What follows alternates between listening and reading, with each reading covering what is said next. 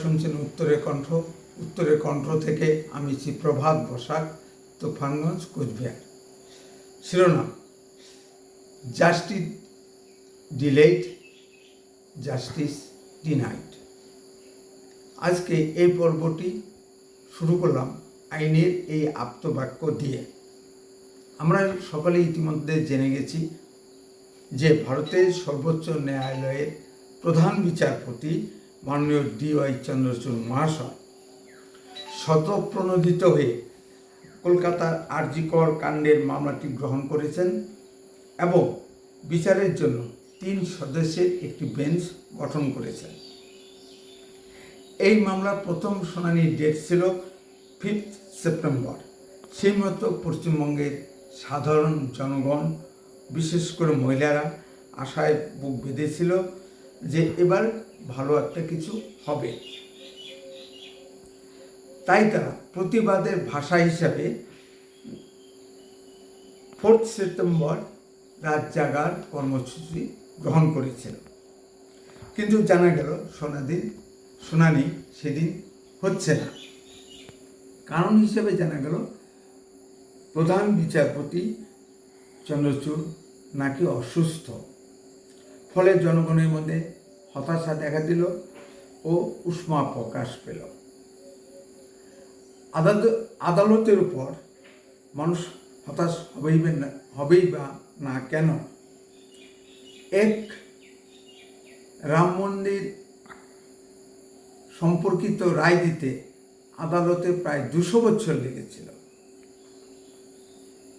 পশ্চিমবঙ্গের সরকারি কর্মচারীদের DA মামলার শুনানি তারিখ পিছিয়ে যাচ্ছে, তার কোনো সুরাহা হচ্ছে না। 26,000 শিক্ষকদের চাকরি সংক্রান্ত কেসটি নেক্সট ডেট কবে সেটা বলতে পারবো না। যদি আপনারা জানেন কমেন্টে জানাবেন। সুতরাং মানুষ আদালতের উপর কিভাবে ভরসা পাবে? আপনারা আরও একটি বিষয় লক্ষ্য করেছেন কি, RG কর কাণ্ডের নায়ক বদমাইশ সন্দীপ ঘোষ গত 4 সেপ্টেম্বর সুপ্রিম কোর্টে মামলা করল আর 6 সেপ্টেম্বর মামলার প্রথম শুনানির দিন পেয়ে গেল। এটা কিভাবে সম্ভব? আপনি আমি সাধারণ কোর্টে মামলা দায়ের করলে ও শুনানির দিন ধার্য হতে কমপক্ষে 10-15 দিন সময় লাগে। তাহলে বলতে চাই, আদালত কি সাধারণ জনগণের জন্য নয়? শুনেছি ভারতের বিচার ব্যবস্থা স্বাধীন ও স্বতন্ত্র। ইহা ভারতের শাসন ব্যবস্থার একটি বৈশিষ্ট্য। সাধারণ জনগণ কি সুবিচারের আশায় সুপ্রিম কোর্ট পর্যন্ত পৌঁছাতে পারে?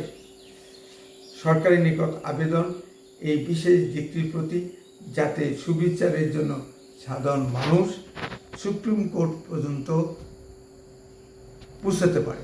সাধারণ মানুষ কোটি কোটি টাকা খরচ করে বড় বড় আইনজীবী রাখতে পারে না। ফলে তারা সুপ্রিম কোর্ট পর্যন্ত যেতে পারে না।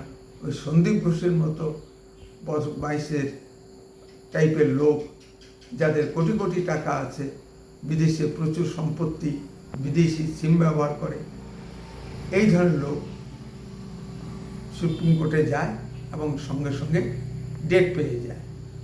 আমি একটি সাধারণ মামলা হাইকোর্টে ডেট পেতে প্রায় 3 মাস সময় লেগেছিল। এটা কেন? যাদের টাকা আছে তারা তাড়াতাড়ি ডেট পেয়ে যাবে, আর সাধারণ লোক বা আমাদের মতো লোক ডেট পেতে মাসের পর মাস অপেক্ষা করতে হবে। এটা না হয় বাঞ্ছনীয়। সুতরাং সরকার এই বিষয়ের উপর নজর দিক। বন্দে মাতরম। ভারত মাতা কি জয়।